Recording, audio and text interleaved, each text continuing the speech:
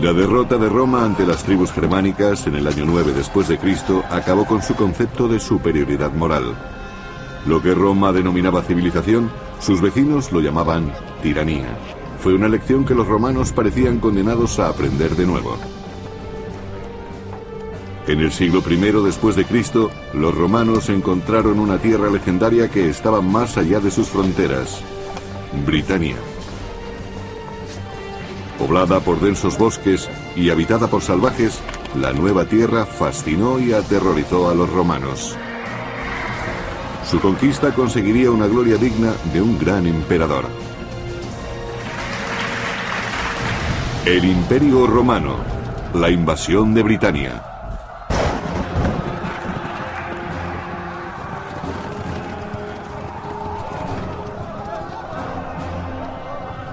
Durante 6 siglos, el Imperio Romano dominó el mundo antiguo. En el siglo IV después de Cristo, Roma se extendía desde Arabia hasta la costa del Mar del Norte. Donde llegaba su alcance, Roma seducía a sus enemigos con el comercio y el lujo, y empleaba con mano de hierro al ejército más disciplinado jamás conocido. Los romanos creían que llevaban la civilización a lugares remotos. Estaban orgullosos de su gobierno, que era su auténtica fuerza, y creían que Júpiter era la fuente de su poder. Los romanos creían que los dioses otorgaban su poder al emperador, aunque no todos lo merecían. En el año 41 después de Cristo, el emperador Calígula hizo estremecer a Roma. Calígula parecía un niño consentido y puede que además padeciera alguna enfermedad mental. Se cuenta como ejemplo que nombró cónsul a su caballo y que si construía puentes era solo para que él pasara con su carro sobre ellos. Hacía cosas muy extrañas para demostrar su poder. Muchos de los que le rodeaban empezaron a sentirse en peligro. El emperador era excesivamente inestable y paranoico. Por decirlo claro, estaba totalmente loco. Miembros de la Guardia Pretoriana, una milicia de élite, decidieron que Calígula debía morir antes de que se volviera contra ellos. Y una tarde, actuaron.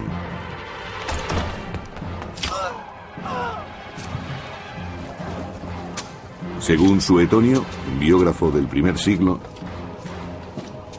Calígula se retorcía y gritaba: «Todavía estoy vivo», pero enseguida se oyó decir: «¡Acuchilladlo otra vez!». Murió víctima de otras 30 puñaladas. Fue un momento crucial en el que por primera vez se demostró duramente que los militares sostenían al emperador. Sería la Guardia Pretoriana la que elegiría al nuevo emperador. Pronto encontraron a su nuevo candidato, el tío de Calígula, Claudio, una persona débil y por lo tanto fácil de controlar. Babeaba, tartamudeaba y tenía tics nerviosos. Es posible que la única razón de su supervivencia fuera que nadie le tomaba en serio. Seguros de su elección, los pretorianos proclamaron a Claudio emperador del mayor país del mundo. De niño, sus mayores decidieron que no recibiría formación administrativa ni militar.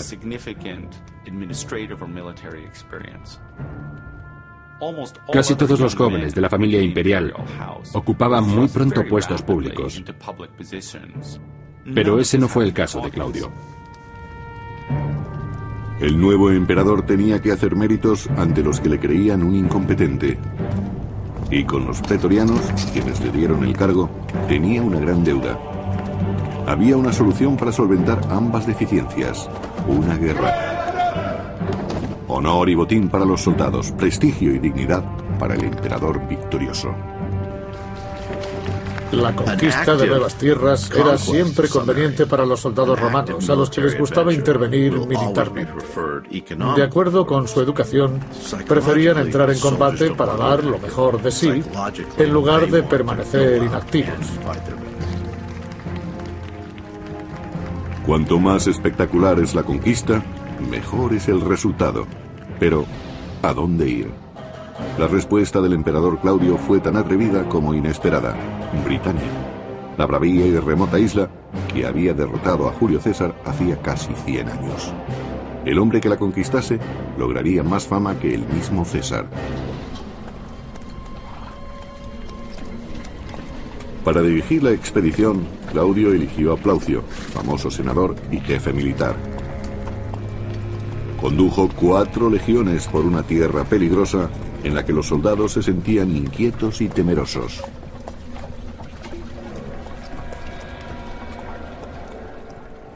No se puede evitar el miedo a lo desconocido en esta clase de combates. Existía el temor entre los soldados de que al otro lado del canal tuvieran un arma desconocida que acabase con todos ellos sin poder hacerle frente. Circulaban rumores sobre la temible magia de los druidas, sacerdotes de la secreta religión de los britanos. El sabio Plinio el Viejo nos relata: Britania está fascinada por la magia.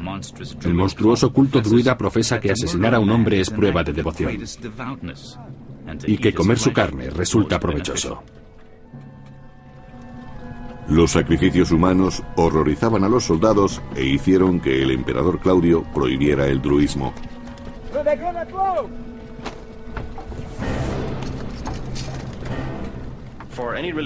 Si un culto religioso era prohibido, se debía a que sus prácticas repugnaban a los romanos.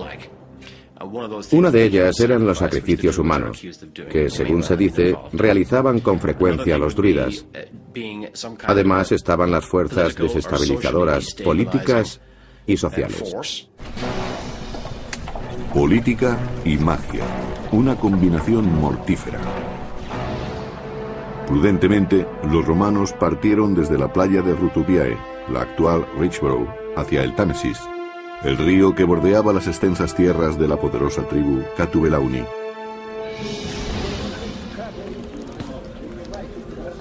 Experto en los misterios druidas, Caracato, príncipe de los Catubelauni, no llevaba coraza. Confiaba plenamente en el poder mágico de su pintura de guerra.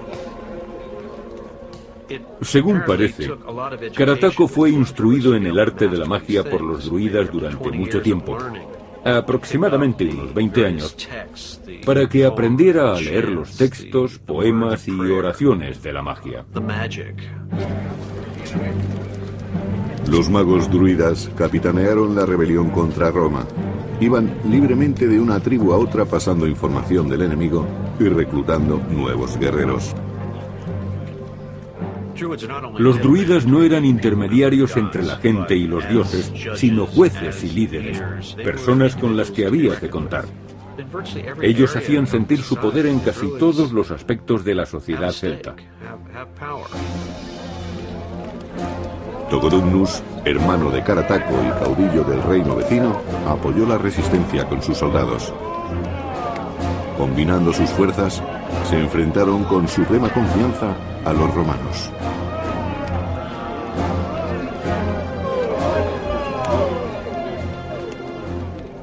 Los romanos no habían conseguido conquistar a los britanos anteriormente. Estos luchaban en su tierra, la conocían muy bien y habían visto a los romanos en acción. Quizá por eso confiaban en derrotar a los ejércitos de Roma cuando estos desembarcaran. Gales era el terreno más duro, por eso era el menos habitado, pero sus gentes eran las más experimentadas.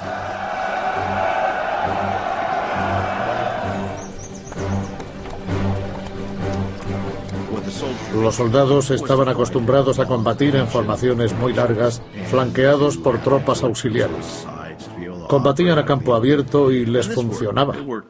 Tuvieron éxito en África del Norte, en Oriente Medio y en las Galias, pero no les fue tan bien en Germania, y desde luego no consiguieron buenos resultados en Britania.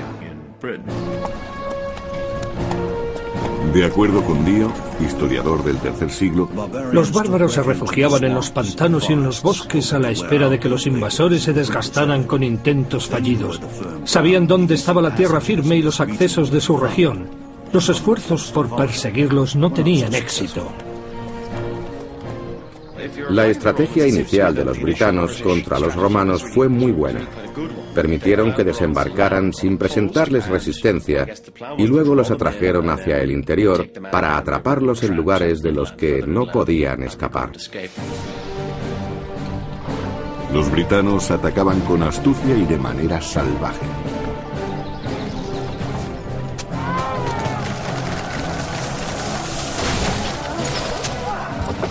La disciplina de los soldados romanos es muy conocida, está bien documentada. El hecho de que resistieran organizadamente en medio de las batallas más duras es algo que demuestra su profesionalidad, buen liderazgo y entrenamiento. Fueron los mejores soldados de su tiempo y quizá de toda la historia. Combate tras combate, Plaucio sufrió humillantes derrotas, pero no por ello se desalentó. El ejército romano era ante todo paciente. En Britania la cuestión no era conseguir una victoria inmediata, se trataba de una campaña. Y las campañas eran siempre largas.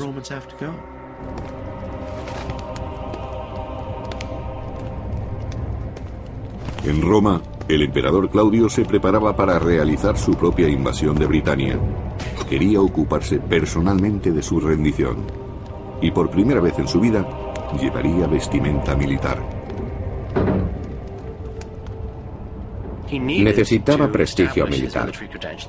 Para ser el centro de la atención pública en Roma, había que ser un militar de éxito y conseguir alguna victoria, preferentemente sobre algún ejército extranjero.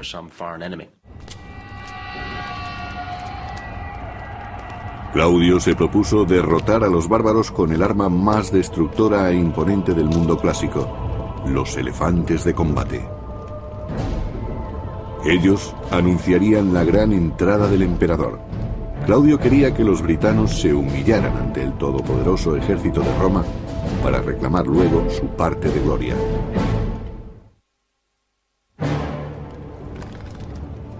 En el año 43 después de Cristo, el emperador Claudio se prepara para conquistar Britania y envía al general Plaucio y a 4 legiones para abrirle el camino.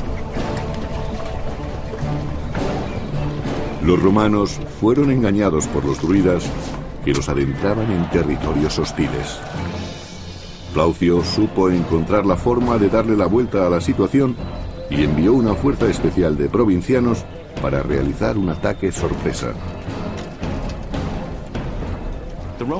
El ejército romano se componía de 2 tipos de soldados: los llamados legionarios, que eran ciudadanos romanos, y los auxiliares, que eran reclutados entre las clases populares. Plaucio hizo que las tropas auxiliares cruzaran el Támesis, no porque los legionarios no pudieran hacerlo, sino porque era muy peligroso. Si se corría el riesgo de perder un gran número de soldados, era preferible que fuesen los auxiliares. Como todos los druidas, Carataco y Togodumnus consideraban que el agua era sagrada y que el gran río los protegía de sus enemigos. Sin estar alerta por esta creencia, los romanos cruzaron el río en silencio y sin ser vistos. Averiguaron perfectamente la clase de ejército a la que se iban a enfrentar, su cohesión, qué armaduras llevaban, su forma de actuar.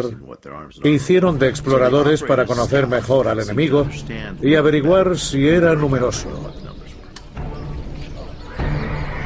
Tras la investigación, mataron a los caballos de los bárbaros, impidiendo una rápida huida.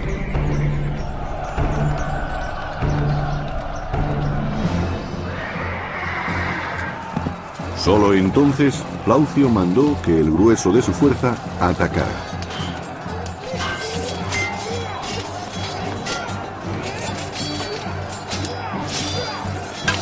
Se luchó cuerpo a cuerpo. Fue un gran combate en el que destacó la fuerza bruta que emplearon los romanos para superar al enemigo, atemorizarlo y perseguirlo cuando trataba de escapar. Al segundo día, la batalla se inclinaba a favor de los romanos. El ejército romano salió triunfante y siguió con fuerzas para combatir de nuevo, mientras que sus enemigos tuvieron que soportar la presión de las pérdidas causadas por Roma.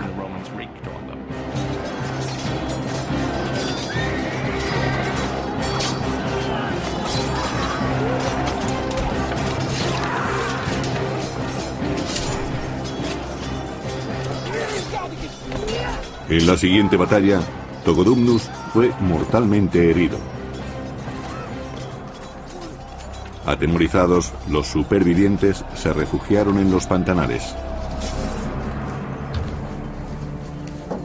Las familias de los dirigentes druidas se enfrentaban a una nueva realidad.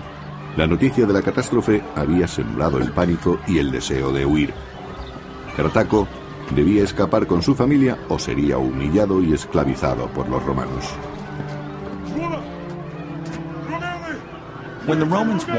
Cuando los romanos obtenían una victoria militar importante, el general era recompensado con un desfile de sus tropas. Si era posible, el cabecilla derrotado marchaba entre los soldados para demostrar que los oponentes habían sido sometidos. Normalmente, eran ejecutados al final del desfile por haberse atrevido a enfrentarse a Roma. Cartaco no quería convertirse en un trofeo de Roma, y jurando venganza, reunió a sus adeptos y los condujo en un largo viaje hacia el oeste, hasta el país de las tierras altas donde estaba la morada de los druidas. Cartaco sabía que no lo perseguirían hasta allí. Los romanos se asentaron en las orillas del Támesis. Según el historiador Dio del III siglo, Plaucio tuvo miedo debido a los problemas que encontró en el Támesis. En vez de avanzar, decidió conservar el terreno conquistado y mandó llamar a Claudio. ¿Fue el temor o la política lo que realmente detuvo a Plaucio? Dudo que a un hombre con la experiencia y la capacidad de Plaucio le asustara tanto un río como el Támesis. Lo más probable es que recibiese órdenes para que, después de asegurar un acceso seguro a Britania, llamara al emperador para que acudiera en persona y así pudiera conseguir la fama militar que tanto necesitaba. El emperador Claudio trató de ir a Britania, pero su barco estuvo a punto de naufragar en las costas de Hispania y tuvo que recorrer a pie las Galias hasta Gesoriacum, la actual Boulogne, para cruzar el Canal de la Mancha.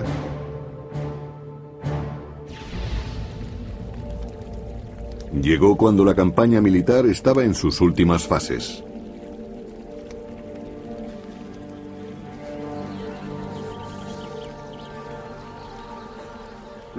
Sabemos que el emperador apareció a lo grande, acompañado de cohortes de la Guardia Pretoriana y elefantes.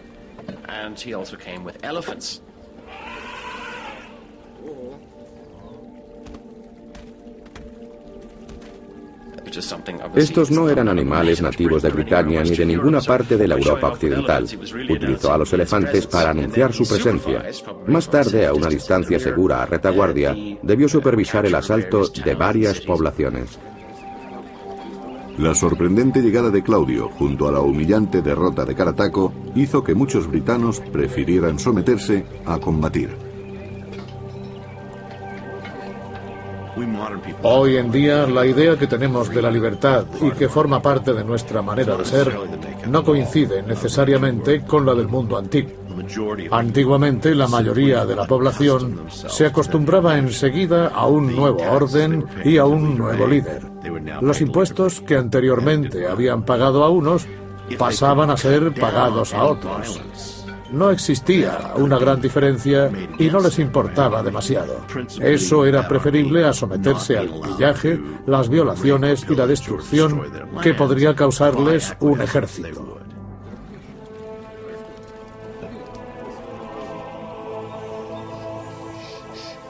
Había que luchar contra los romanos o colaborar con ellos. En Brigantes, un reino del norte, esta decisión resultó muy controvertida y fue tomada por su poderosa reina Cartimandúa. Los britanos no tenían inconveniente en ser gobernados por mujeres de carácter fuerte. Estas mujeres debieron acceder al poder por su relación con grandes hombres. Más tarde conseguirían el apoyo de su gente por su gran personalidad y por su carisma. Venutius, el marido de Cartimandúa, sabía lo que los brigantes debían hacer, pues se oponía con todas sus fuerzas a la ocupación romana.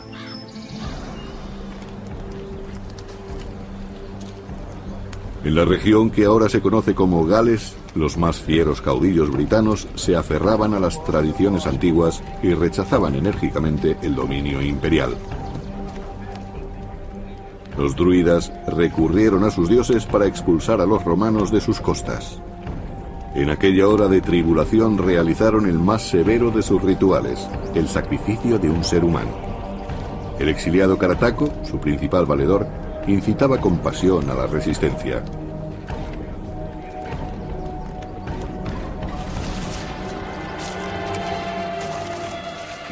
Logró aunar la voluntad de varias tribus muy dispares para resistir al invasor y creó un movimiento contra Roma. Debió ser el britano más carismático de su tiempo, ya que convenció a muchos para que se opusieran a la máquina militar romana.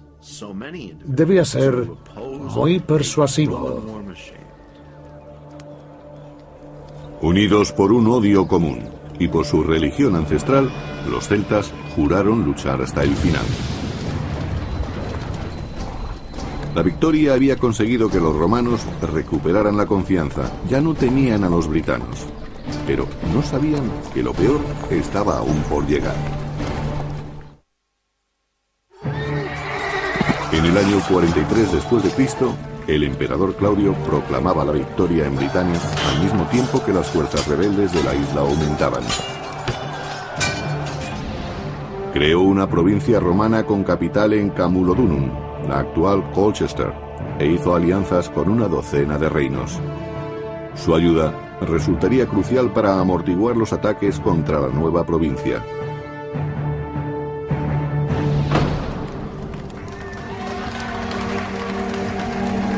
Después de solo 16 días en Britania, Claudio regresó a Roma. Había estado fuera 6 meses, pero contaba con una posición muy diferente, pues regresaba convertido en conquistador.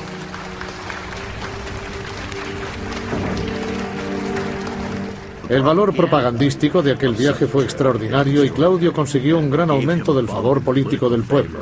Algo parecido a cuando un moderno presidente visita sus tropas del frente, aunque no se acerque a los combates. Según el historiador Dio del III siglo, el Senado le otorgó el título de británico. Además, se decidió en votación que se realizaría un festival anual para conmemorar la conquista y que le erigirían arcos triunfales. Los grandes arcos llegaron a alcanzar alturas de 20 metros. Se erigió un arco triunfal en su honor, con una inscripción que recordaba sus victorias durante la conquista de Britania.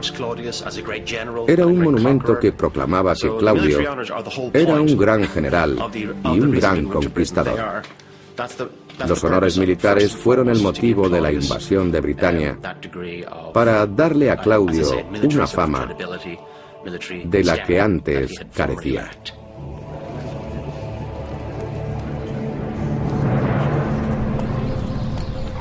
Para Plaucio, a quien el emperador había nombrado gobernador de Britania, la celebración fue demasiado prematura. Siempre que los romanos salían de su recinto de seguridad, eran atacados por una organizada guerrilla dirigida por Carataco, el caudillo rebelde.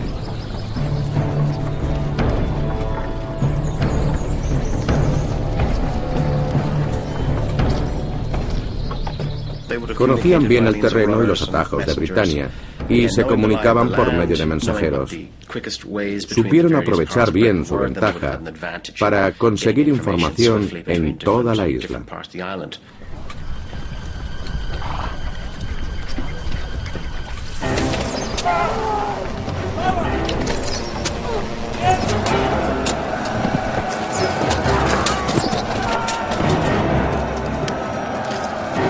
Algunas de las mayores emboscadas de la historia se realizaron simplemente arrojando troncos o piedras contra los soldados que marchaban por la falda de una montaña. Y eso les ocurrió a los romanos. Estaban acostumbrados a los combates cuerpo a cuerpo con lanzas convencionales y espadas cortas. Ahora tenían que enfrentarse a las rocas, lanzas y hachas que les arrojaban. Sus legiones sufrieron grandes pérdidas.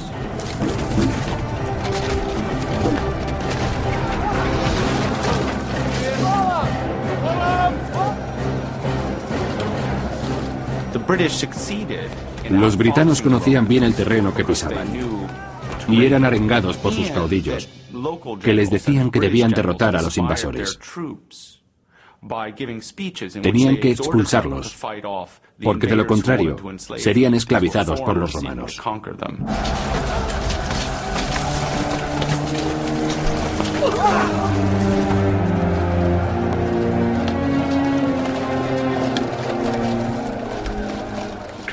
Carataco combatió eficazmente mediante guerras de guerrillas, así denominadas actualmente. Los romanos debieron llamarlas terrorismo o insurgencia. Dieron grandes resultados. Con frecuencia, tras una incursión, los rebeldes se dispersaban en el bosque. Plaucio debía eliminarlos si no quería ver cómo destruían su nueva provincia. Los oficiales romanos tuvieron que tomar decisiones que no estaban escritas en ningún manual de entrenamiento y que nadie les había enseñado antes. Había que adaptarse al terreno y a las tácticas de guerrilla de sus oponentes si no querían verse derrotados. En el año 45 después de Cristo, Plaucio inició una campaña. 3 legiones marcharon hacia el sur, el oeste y el norte respectivamente. La 9ª se dirigió hacia la tierra de los brigantes. Los brigantes controlaban el norte, un importante colchón amortiguador contra otros bárbaros. La cooperación con la reina Cartimandúa era fundamental. Trataba de dividir y conquistar, de separar y aislar grupos para someterlos. Con ese objeto, los aliados locales proporcionaban una gran ventaja. Cartimandúa aceptó la oferta imperial. Después de todo, con una legión ante sus puertas, sus alternativas eran muy limitadas. ¿Qué ventaja obtendría el pueblo si la elección era entre colaboración y destrucción en lugar de libertad y conquista? Para Cartimandúa la alianza le permitiría seguir en el trono y no tendría que arriesgarse personalmente, como si hubiera decidido oponerse a los romanos. Venutius, el esposo de la reina, no fue el único que se opuso enérgicamente a su decisión. Los romanos obtenían ventajas con las alianzas. El problema residía en la división de opiniones, como el caso de Cartimandúa, que tuvo que enfrentarse a su esposo.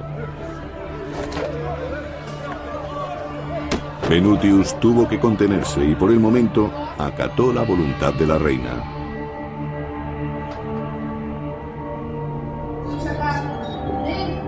Frustrado, pero decidido, esperó a que la situación cambiara.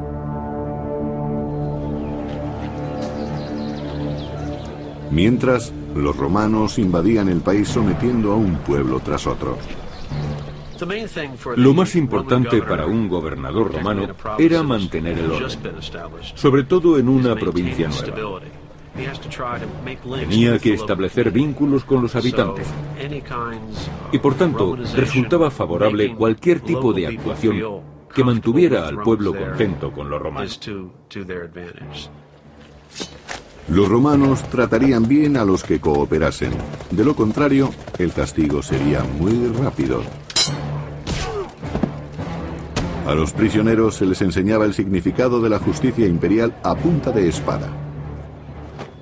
Pero por todas partes surgían rebeldes contra el poder romano. Los legionarios también encontraron personas que cooperaban. Lentamente iban ganándose la voluntad del pueblo a la vez que ampliaban los límites de Roma.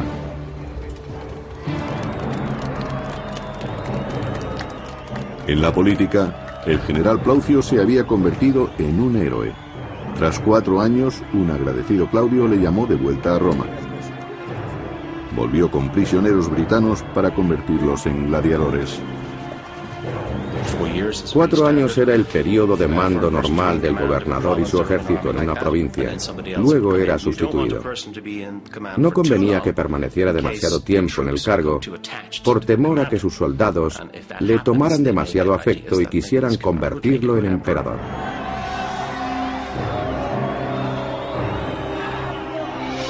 De acuerdo con Dio, historiador del siglo III, en las luchas de gladiadores participaron muchos hombres, incluyendo cautivos britanos. Claudio, orgulloso de ello, empleó a muchos en este espectáculo. Los sangrientos deportes circenses servían a los romanos para reafirmar su superioridad. Los bárbaros no eran más que polvo a pisotear.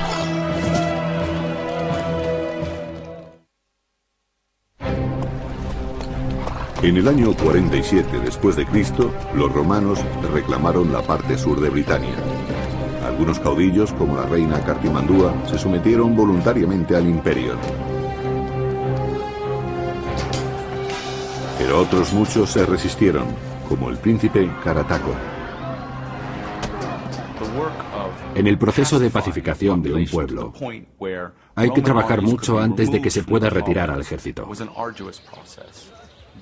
Los romanos conocían muy bien que el proceso de anexión y conquista era siempre muy largo. Debían saberlo al enfrentarse a un oponente como Carataco. Es posible que Carataco fuera el rebelde más importante. Parecía saber bien cómo unir a los británicos para conseguir la victoria. Las poblaciones romanizadas soportaron las audaces incursiones de Carataco. Sus sorprendentes victorias le convirtieron en el cabecilla britano más famoso. Todos acudían a él para expulsar a los invasores de sus costas. En noviembre, cuando Carataco se enteró de que iba a llegar un nuevo gobernador romano a Britania, lanzó contra él el más enérgico de sus ataques. El nuevo gobernador, Escápula, recibió una sangrienta bienvenida. Pero las cosas no resultaron como se esperaba. Las legiones romanas nunca flaqueaban. Escápula infligió a Carataco su primera gran derrota. Sin embargo, el líder rebelde no se rindió. Carataco se retiró al sur de Gales y organizó otra revuelta que se extendió hasta las montañas del norte. Escápula hizo uso de la 9ª legión y marchó con ella hacia el oeste.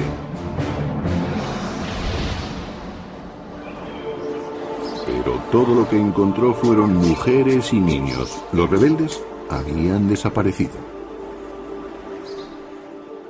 La rebelión en Gales prosperó, igual que casi todas las rebeliones galesas de principios del periodo moderno, sencillamente porque resultaba difícil encontrar a los rebeldes.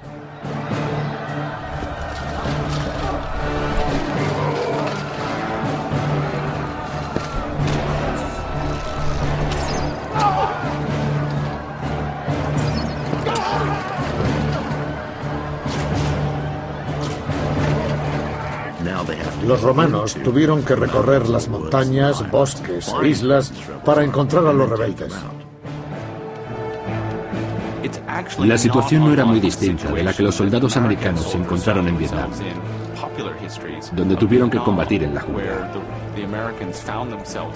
Habían sido entrenados para combatir en otra parte. Y el enemigo sabía perfectamente cómo confundirse con el paisaje que lo rodeaba. Escápula arrasó los escondites enemigos, destruyó sus poblaciones y presionó con sus ataques. Pero a sus espaldas, una segunda rebelión estaba en marcha. En los bosques de Brigantes, los druidas empezaron a conspirar. Cuando las gentes de Brigantes vieron que los romanos se dirigían a Gales, decidieron aprovechar la oportunidad. Si los romanos estaban ocupados, les causarían problemas a retaguardia. y si los atrapaban entre dos frentes, podían derrotarlos. Para que esta segunda rebelión tuviera éxito, resultaba vital la participación de un noble, Venutius, el marido de la reina Cartimandúa, aliada de Roma. Por supuesto, Venutius, el marido de la reina Cartimandúa, era un personaje relevante que, aunque no por su linaje, quizás fuera el hombre más importante del reino de Brigantes. El desacuerdo con su mujer ofrecía una oportunidad muy interesante a los futuros rebeldes. Los nobles rebeldes hablaron de Venutius y de su lealtad. ¿Quién, después de todo, se beneficiaría más si su mujer, la reina, era depuesta? Pero infravaloraron la astucia de Cartimandúa. La reina tenía espías en todas partes y a través del criado de su marido supo entonces que los mejores guerreros estaban con ella. Desesperada, recurrió a Roma.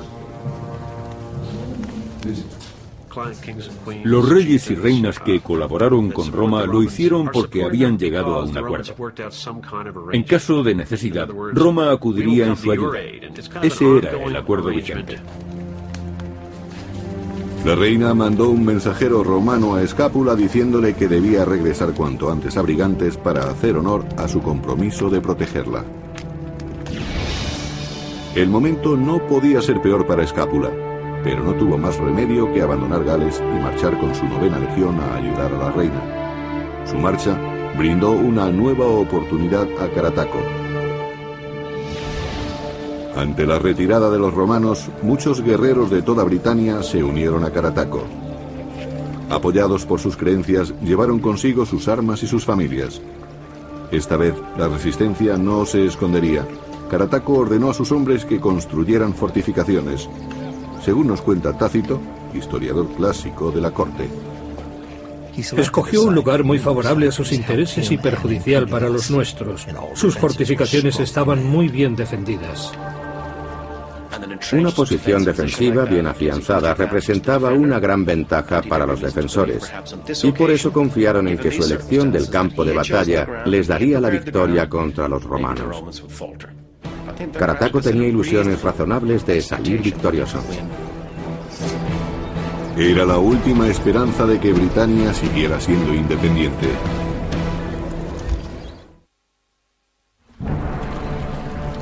Bajo el mando del emperador Claudio, Roma entró en el 6º año de la dura conquista de Britania. En sentido amplio se tenía el concepto de que el emperador romano era el comandante en jefe del imperio. Era el último responsable del éxito o fracaso obtenido, de cualquier acción que emprendiera el Estado romano. Un caos permanente en Britania podía arrojar una sombra sobre el frágil trono de Claudio.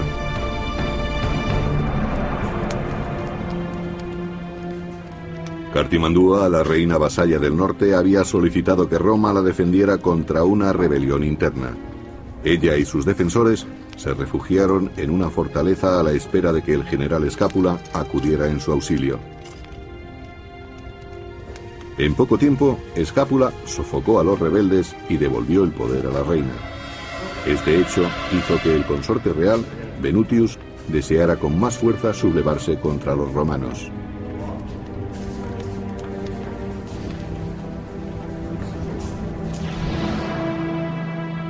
Escápula marchó de nuevo hacia Gales con la 9ª legión.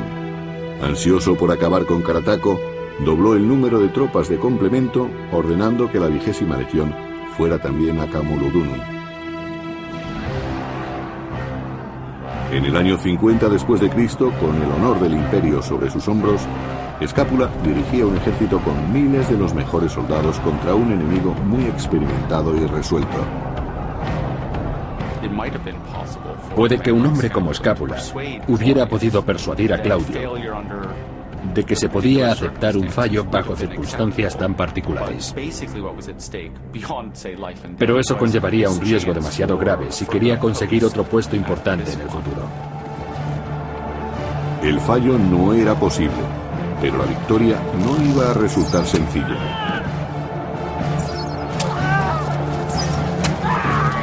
Según el biógrafo clásico Tácito, los soldados llegaron a las murallas, pero tuvieron el mayor número de bajas. Los romanos tuvieron que reagruparse y atacar de nuevo. Roma marchaba imparable al frente de su maquinaria militar. No existía ningún futuro para la rebelión. Así es como se escribe la historia.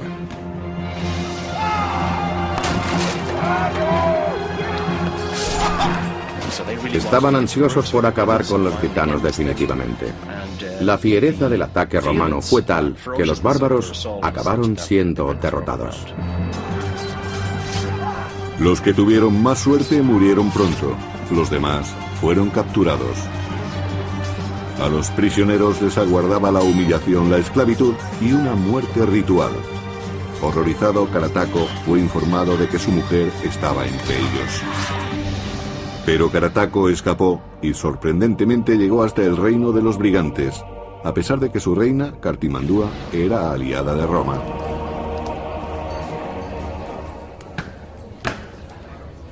El marido de Cartimandúa, Venutius, era un patriota declarado que se oponía radicalmente a la política de colaboración con Roma de su mujer.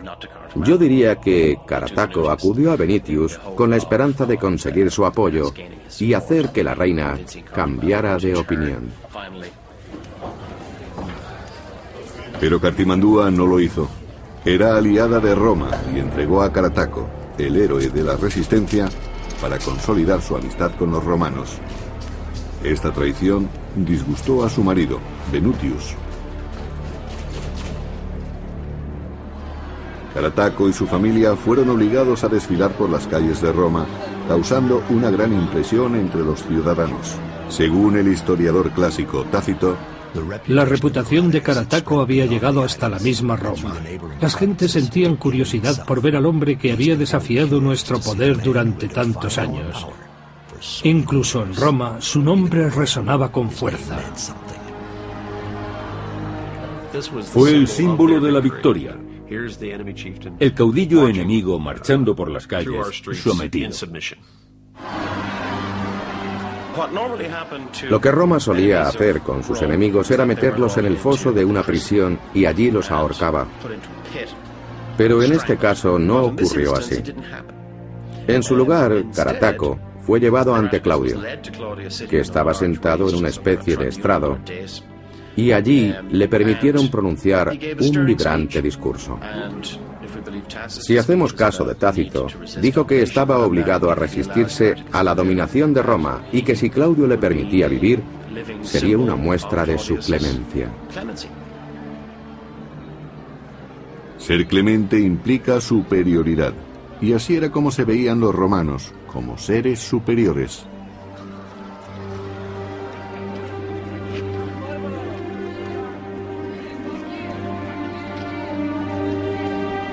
Conmovido por las palabras de Carataco, Claudio concedió el perdón al famoso bárbaro y a su familia. Probablemente se retiró a una villa cerca de Roma, donde viviría el resto de su vida en un confort relativo y, por supuesto, sin libertad. En una jaula de oro. La integración de Carataco había sido completada al fin.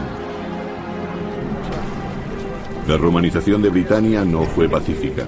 Al cabo de una década surgieron nuevas sublevaciones con Venutius al frente. E incluso un siglo más tarde, algunos pueblos seguían sin ser romanizados. Britania no fue romanizada del todo. Estaba demasiado lejos. Los romanos tuvieron que construir la muralla de Adriano para controlar a los invasores del norte. Resultó difícil de defender y la abandonaron. En Britania no quedó mucho de la dominación romana. Conquistada para ensalzar la reputación de un emperador, la isla proporcionó recursos durante siglos. Y cuando Roma se derrumbó, Britania fue la primera en volver a su estado bárbaro.